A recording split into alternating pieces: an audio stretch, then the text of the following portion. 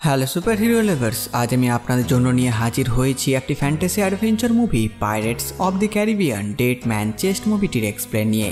এই মুভিটি আসলে পাইরেটস অফ ক্যারিবিয়ানের সেকেন্ড পার্ট। এই মুভিটি মুক্তি পেয়েছিল 2006 সালে আর 225 মিলিয়নে তৈরি এই মুভিটি টোটাল 1 বিলিয়নের কালেকশনও করেছিল।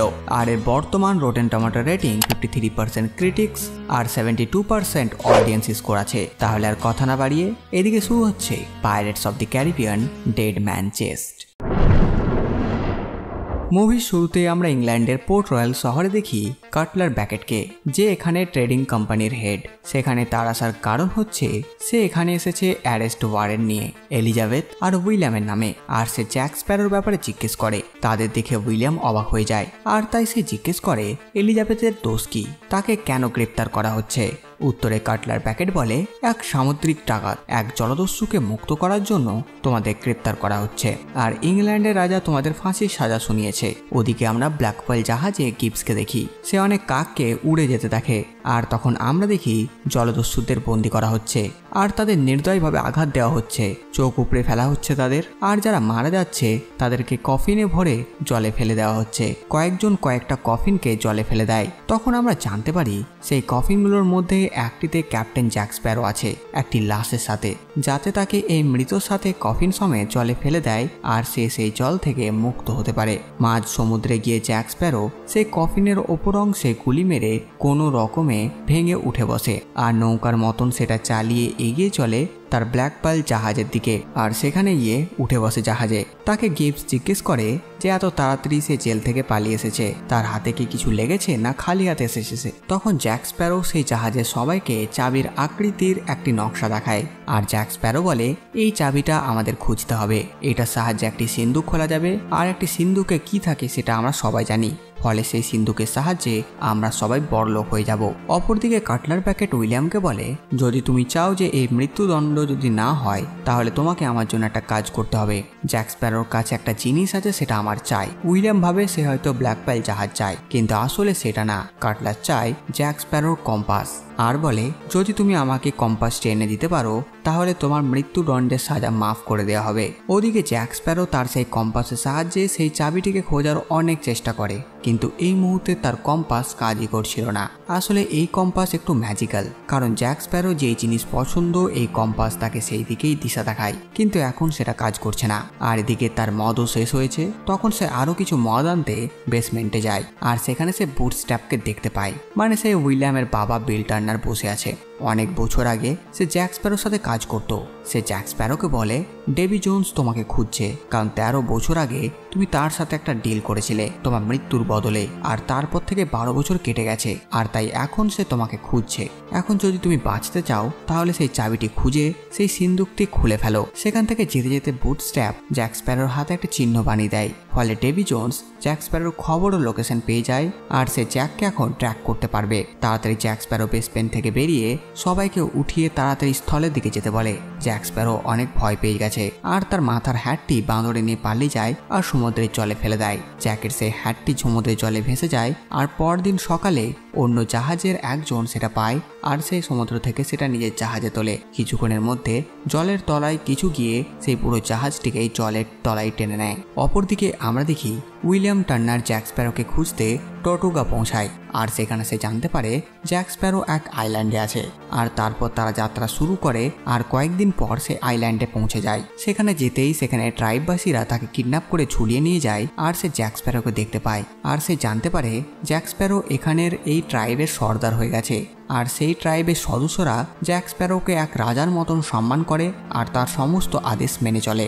অপরদিকে আমরা এলিজাবেথকে দেখি, সে বন্দুক নিয়ে কাটলার ব্যাকেটের কাছে যায় আর তাকে মেরে ফেলার হুমকি দেয় আর বলে, যদি তুমি নিজেকে বাঁচিয়ে রাখতে চাও তাহলে এই ডেথ ওয়ারেন্টে তুমি তোমার স্ট্যাম্প দাও যে জ্যাক স্প্যারোকে মারবে না, তবে তোমাকে ছেড়ে দেবো। শেষ পর্যন্ত কাটলার ব্যাকেট সেই ওয়ারেন্টে স্ট্যাম্প দিয়ে দেয়। ওদিকে সেই আইল্যান্ডে আমরা দেখি সেই ট্রাইবের বাসীরা উইলিয়ামকে একটি খাঁচাতে বন্দি করে রাখে আর সেই খাঁচাতে জ্যাক স্প্যারোর অন্যান্য সাথীরাও থাকে। অনেক কষ্ট করে তারা সবাই সেখান থেকে নিজেদের মুক্ত করে। এদিকে জ্যাক স্প্যারো ট্রাইববাসীদের উৎসবের জন্য নাচানাচি করায়। আর এই ফাঁকে সে সেখান থেকে পালিয়ে গেলে তাকে ট্রাইববাসীরা ধরে আর বেঁধে ফেলে যে এবার তারা জ্যাককে পুড়িয়ে খাবে। শেষ পর্যন্ত এদিকে জ্যাক স্প্যারো নিজেকে অনেক কষ্টে মুক্ত করে আর ওদিকে উইলিয়াম ও বাকিরা মুক্ত হয়ে সবাই মিলে ব্ল্যাক পাইল জাহাজে উঠে পড়ে। এখানে উইলিয়াম জ্যাক স্প্যারোকে বলে যে এলিজাবেথ বিপদে আছে, সাথে সাথে সে এটাও বলে যে কাটলার ব্যাকেট তোমাকে পোর্ট রয়্যালে নিয়ে যেতে বলেছে, সাথে তোমার কম্পাসটিও সে চাই। উত্তরে জ্যাক স্প্যারো বলে আসলে কাটলার কম্পাস চাই না, সে চাই সেই সিন্দুকটি, আর তার আগে আমাদের সেটা খোলার জন্য চাবি দরকার। আর তাই সেটার খোঁজে তারা সবাই মিলে যায় টিয়া ডালমা নামক এক মহিলার কাছে। টিয়া ডালমা জিজ্ঞেস করে এখানে আসার কারণ আর তার জন্য দক্ষিণা কি এনেছে তারা। তখন জ্যাক স্প্যারো সেই বান্দরটি তাকে উপহার দেয় আর তাকে সেই চাবির ছবিটি দেখায় আর বলে এটার ব্যাপারে আমি জানতে চাই। তখন টিয়া বলতে শুরু করে অনেক বছর আগেকার ঘটনা। তখন সমুদ্রতে একজনই বেঁচে ছিল, তার নাম ছিল ডেভি জোন্স। আর সে সমস্ত মানুষদের সাথে ডিল করত যারা মারা গেছে কিংবা মরতে চলেছে, তাদের সাথে সে নিজের জন্য 100 বছরের দাসত্বের চুক্তিতে সাইন করাতো। আর এই 100 বছরের দাসত্বের বদলে তার কাছে তারা যা চাইবে তাই পাবে। তখন সে জ্যাক স্প্যারোকে বলে যতটা আমি জানি তোমার সাথে ওর যে ডিলটা হয়েছিল সেই ডিল শেষ হয়ে গেছে, আর তাই বলো এখন আমি কি করতে পারি। উত্তরে জ্যাক স্প্যারো বলে সে কি করে বেঁচে থাকবে তার হাত থেকে। তখন টিয়া বলে ডেভি জোন্স 10 বছরে একবারের বেশি স্থলে পা দিতে পারে না, আর তাছাড়া সে সবসময় সমুদ্রতেই থাকে, আর সেই স্থলে যেহেতু পা রাখতে পারে না, আর তাই জ্যাক স্প্যারোকে একটি জারে বালি দেয় আর বলে এটা নিয়ে যাও, এই বালি তোমার প্রাণ বাঁচাবে আর যতদিন পারবে স্থলে থাকো। এরপর উইলিয়াম তার ঠিকানা জিজ্ঞেস করে আর টিয়া ডালমা তাকে তার ঠিকানাও জানিয়ে দেয়। এরপর ব্ল্যাক পালে করে তারা ডেভি জোন্সের জাহাজের উদ্দেশ্যে রওনা দেয়।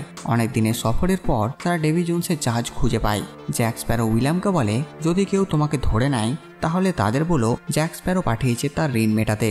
এদিকে উইলিয়াম সে জাহাজে পৌঁছায় আর তাকে ডেভি জোন্সের সাথী ধরে নেয় আর তাকে নিয়ে যায় তার কাছে। ডেভি জোন্স তাকে এখানে আসার কারণ জিজ্ঞেস করে। উত্তরে উইলিয়াম জ্যাকের শেখানো কথাগুলো বলে দেয়, যা শুনে ডেভি জোন্স রেগে যায় আর কিছু আর্মি নিয়ে ব্ল্যাক পাইল জাহাজ এসে পড়ে আর বলে চুক্তি অনুযায়ী তুমি 12 বছর ধরে ক্যাপ্টেন ছিলে ব্ল্যাক পাইল জাহাজের। জ্যাক স্প্যারো বলে সে আসলে সে জাহাজে 2 বছর ক্যাপ্টেন ছিল। তারপর ঝামেলা শুরু হয়ে যায় ব্ল্যাক পাইল জাহাজে আর তাকে বের করে দেওয়া হয়। তখন ডেভি জোন্স বলে তবুও 12 বছর ধরে তুমি নিজেকে ক্যাপ্টেন তো বলে এসেছো। জ্যাক স্প্যারো তাকে বলে ঠিক আছে, কিন্তু আমি 100 বছর ধরে তোমার দাসত্ব করার জন্য একজনকে পাঠিয়ে দিয়েছি তোমার জাহাজে। কিন্তু ডেভি জোন্স খুশি না, কারণ জ্যাক স্প্যারো নিজের বদলে একজনকে পাঠিয়েছে। তখন জ্যাক স্প্যারো তাকে বলে তাহলে তুমি বলো আমার আত্মার মূল্য কত।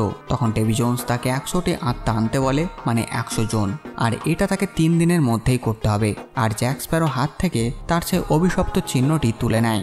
এরপর জ্যাক স্প্যারো গিবসের সাথে টটোকা পৌঁছায়। সেখানে তারা জোগাড় করতে শুরু করে মানুষদের, কিন্তু তারা কেবলমাত্র 4 জনকেই জোগাড় করতে পারে। ঠিক তখন সেখানে প্রথম পার্টে সে নরিংটনে চলে আসে, যে এখন একজন মাতাল, আর সে জ্যাক স্প্যারোকে দেখতে পেয়ে তাকে গুলি করতেই যায়। ফলে সেখানে ঝামেলা শুরু হয়ে যায়। এরপর আমরা সেখানে এলিজাবেথকেও দেখি, সেও এখানে এসেছে আর সে নরিংটনের মাথায় মেরে তাকে অজ্ঞান করে দেয়।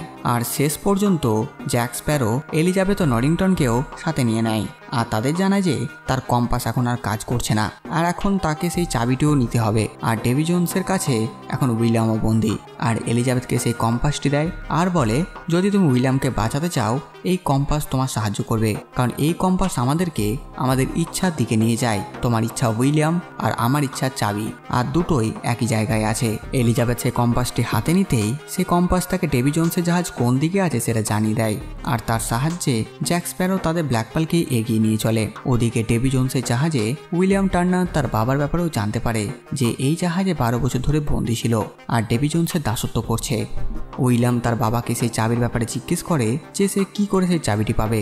তখন সেখানে দেওয়াল থেকে স্মিথ নামে একজন বেরিয়ে আসে আর বলে ডেভি জোন্স সেই চাবিটা সবসময় নিজের কাছেই রাখে। সেখানে উইলিয়াম দেখে ডেভি জোন্সের দাসরা এক প্রকার জুয়া খেলছে আর বদলে নিজেদের দাসত্বের 10 বছরের বাজি ধরছে, যা দেখে উইলিয়ামও এটা খেলতে চায়।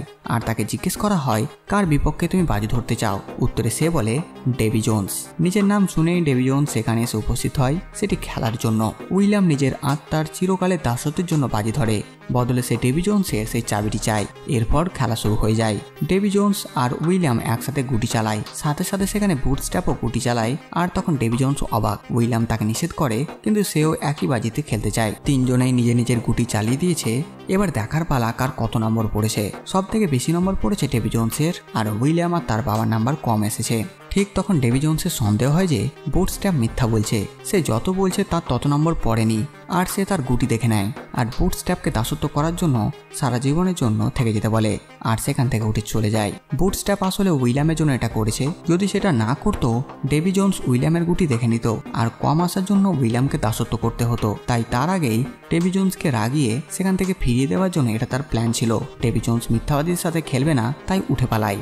এখানে উইলিয়ামের একটা উপকারও হয়, সে জানতে পেরে গেছে ডেভি জোন্স এই চাবিটা কোথায় রেখেছে, আর তাই সে রাত্রেবেলায় ডেভি জোন্সের রুমে গিয়ে অনেক চালাকির সাথে ডেভি জোন্সের চেহারার সেই টেন্টিকলসগুলোর ভেতর থেকে সেই চাবিটি বের করে নেয় আর বুটস্ট্র্যাপকে বিদায় জানিয়ে সেখান থেকে চলে যায়। পরের দিন আমরা জানতে পারি ডেভি জোন্সের চাবি যেখানে ছিল সেখানে চাবির সেই নকশাটা রাখা আছে, যা দেখে ডেভি জোন্স অনেক রেগে যায় আর সে উইলিয়ামের পেছনে যায়।